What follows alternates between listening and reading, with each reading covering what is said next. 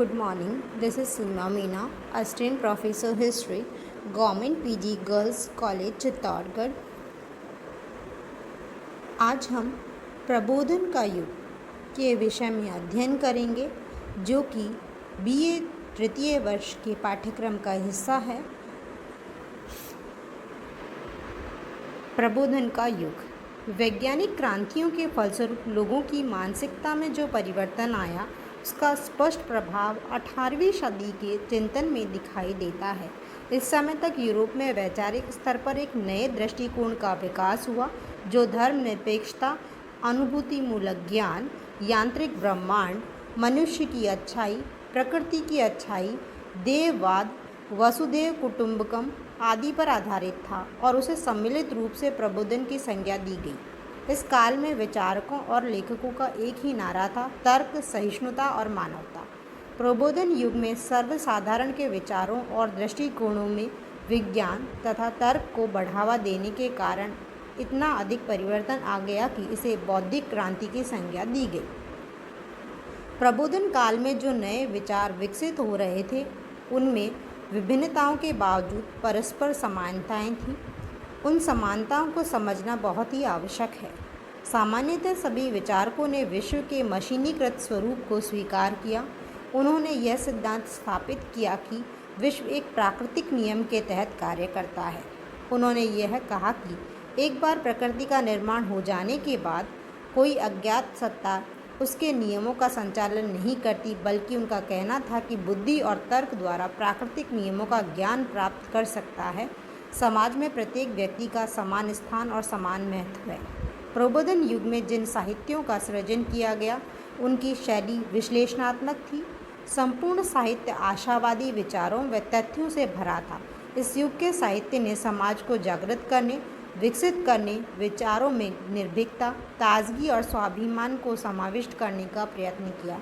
इस काल के साहित्य की विशेषता इतिहासकार हेजन के शब्दों से स्पष्ट हो जाती है। साहित्य में चमक थी, आवेश था, व्यंग था, किंतु साथ ही साथ इन बातों का अपरिमित विश्वास भरा था कि मनुष्य और उसकी संस्था में पूर्ण होने की असीम शक्ति विद्यमान है। प्रबोधनकालीन विचारक रूसो को फ्रांस की क्रांति का मुख्य प्रेरक माना जाता है। यह क्रांति के प्रसिद्ध सिद्धांतों स्वतंत्रता, समानता तथा बंधुत्व का जनक था, जो इसकी पुस्तक सोशल कॉन्ट्रैक्ट सामाजिक संविदा में मिलता है। यह पुस्तक रूसो ने इंग्लैंड के जंगलों में लिखित पुस्तक से जैकोबिन नेता रॉबेस्पियर इतना प्रभावित था कि इसे तकिए के नीचे रखकर सोता था। नेपोलियन ने कहा था कि रूसो नहीं होता तो फ्रांस में क्रांति नहीं होती। मॉन्टेस्क्यू द्वारा अपनी रचना फारस के खत में फ्रांस की रीति रिवाजों तथा निरंकुश राजतंत्र पर व्यंग किया। यह सीमित राजतंत्र का समर्थक था। इसने अपनी पुस्तक द स्पिरिट ऑफ लॉज में शक्ति पृथक्करण का सिद्धांत प्रस्तुत किया। वॉल्टेयर के द्वारा चर्च पर सर्वाधिक प्रहार किया गया। वह पोप को विदेशी पादरी कहता था। इतने भ्रष्ट राजतंत्र की आलोचना की और अभिव्यक्ति की स्वतंत्रता पर बल दिया। इस कारण यह जनसाधारण में राजा वॉल्टेयर के नाम से प्रसिद्ध हुआ। इनकी पुस्तक लेटर्स ऑन द इंग्लिश है। जॉन लॉक ये एक प्रसिद्ध अंग्रेज दार्शनिक था।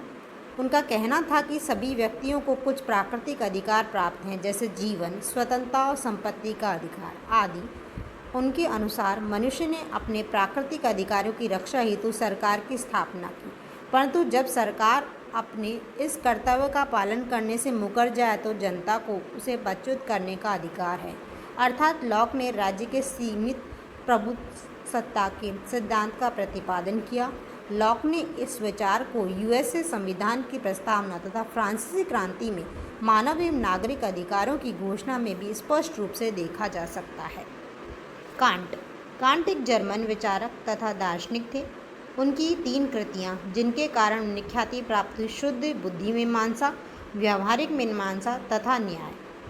कांट ने बौद्धिक क्रांति को यह आदर्श वाक्य दिया: स्वयं अपनी समझ का उपयोग करने का साहस करो। कांट के विचार में मानव बुद्धि की कुछ मर्यादाएं होती हैं। देश, काल तथा कारण कार्य संबंध उस पर अपना प्रभाव डालते हैं। कांट का कहना था कि बुद्धि केवल अनुभवजन्य ज्ञान तक सीमित होती है। कांट नैतिकता को ही मनुष्य की पूर्णता का मापदंड स्वीकार करते हैं। उनका यह भी कहना है कि नैतिकता से अलग होने पर राजनीति मूल्य विहीन हो जाती है। सच्ची स्वतंत्रता वही है जो दूसरों के सम्मान, अधिकार, सार्वदेशिक कानून द्वारा मर्यादित हो। यह व्यक्ति की इच्छा का अधिकार भी है, जिसे हम स्वयं निर्धारित आदेशात्मक कर्तव्य भी कह सकते हैं। प्रबोधन का प्रभाव। प्रबोधन का प्रभाव हर क्षेत्र में दृष्टिगोचर हुआ। 18वीं शताब्दी में यूरोप में ऐसे अनेक शासक हुए जिन्होंने अपने देश की राजनीतिक, आर्थिक और सामाजिक व्यवस्था को नए विचारों के अनुरूप ढालने के प्रयत्न किए।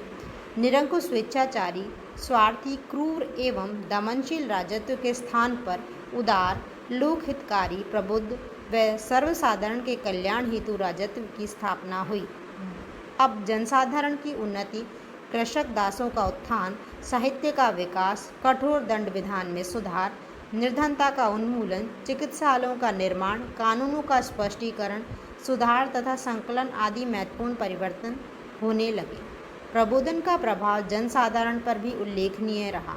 तर्क का प्रयोग करते हुए युग के प्रबुद्धवादियों ने सामाजिक असमानता, शोषण और अत्याचार से जनसाधारण को लड़ने के लिए प्रेरित किया।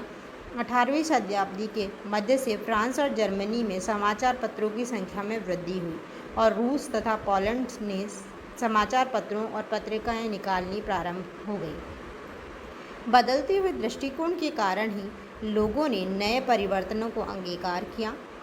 प्रबोधन के प्रभाव के कारण ही राज्यों को प्रगति का मुख्य उपकरण समझा जाने लगा, चाहे वह मॉन्टेस्क्यू के सिद्धांतों पर आधारित सीमित राजतंत्र हो अथवा वोल्टेयर के सिद्धांत पर आधारित प्रबुद्ध निरंकुश तंत्र या फिर रूसो के सिद्धांत पर आधारित गणतांत्रिक राज्य।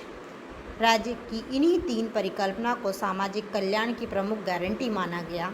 अब लोग अपनी रक्षा के लिए प्रबुद्ध राज्य के आश्रित हो गए तथा परिकल्पना को सामाजिक कल्याण की प्रमुख गारंटी माना गया। अब लोग अपनी रक्षा के लिए प्रबुद्ध राज्य के आश्रित हो गए तथा प्रगति की हर आशा राजनीतिक सुधार, शिक्षा और प्रबुद्ध वातावरण के निर्माण पर निर्भर रहने लगे। प्रबोधन की प्रमुख विशेषताएं। अनुभूतिमूलक ज्ञान। ज्ञान विज्ञान में अंतः व्यक्तिक संबंध, कार्य कारण संबंध का अध्ययन, मानवतावादी दृष्टिकोण और प्रकृति की अच्छाई। फर्स्ट है अनुभूतिमूलक ज्ञान। इनके अंतर्गत ज्ञानेंद्रियों से अनुभव होने वाले ज्ञान ही हमारे ज्ञान का वास्तविक स्रोत है। इस संबंध में जन्मजात विचार एवं ईश्वरीय सत्य नाम की कोई चीज़ नहीं है। ज्ञान विज्ञान में अंतः व्यक्तिक संबंध। प्रबोधन युग में मुख्यतः ज्ञान का प्राकृतिक विज्ञान के साथ अंतः संबंध स्थापित हुआ। प्रबोधन चिंतकों द्वारा सत्य तक पहुँचने का सक्षम आधार, पर्यवेक्षण, प्रयोग एवं आलोचनात्मक छानबीन की व्यवस्थित पद्धति को स्वीकार किया गया। यह स्वीकार किया गया कि ज्ञान प्रयोग एवं परीक्षण योग्य होना चाहिए। इसी धारणा पर प्रबोधन युग में पराभौतिक अनुमान एवं ज्ञान में अंतर किया गया। वस्तुतः मध्यकाल में ईसाई मत का प्रभाव इसलिए स्वीकार किया जाता था क्योंकि यह माना जाता था कि ईश्वरकृत इस दुनिया को जान पाना मनुष्य के वश की बात नहीं है। कार्य कारण संबंध का अध्ययन प्रबोधनकालीन चिंतन का केंद्रीय तत्व था। कार्य कारण संबंध का अवलोकन समकालीन चिंतकों ने मुख्यतः पूर्ववर्ती घटना को रेखांकित करने की कोशिश की, जो किसी परिघटना के उत्पन्न होने के लिए अनिवार्य थी। अर्थात पूर्ववर्ती घटना के न होने से परवर्ती घटना उत्पन्न नहीं होती। अर्थात कोई कार्य होने पर ही कारण होगा। मानवतावादी दृष्टिकोण मनुष्य को स्वभाव से एक विवेकशील एवं विनम्र प्राणी स्वीकार किया गया। प्रबोधन युगीन चिंतकों ने मानव की खुशी एवं भलाई पर जोर दिया। मनुष्य को स्वार्थी धर्माधिकारियों के नियंत्रण से मुक्त कराकर एक आदर्शवादी समाज के निर्माण हेतु प्रयास करने को प्रोत्साहन दिया। प्रकृति की अच्छाई। प्रकृति अपने सरल स्वरूप में उत्तम एवं सुंदर है। मनुष्य ने इसे अपने जटिल सामाजिक एवं आर्थिक प्रतिबंधों के द्वारा भ्रष्ट बना दिया है। प्रकृति की ओर लौटना हितकर, उत्साह एवं स्वतंत्रता की ओर लौटना है। धन्यवाद।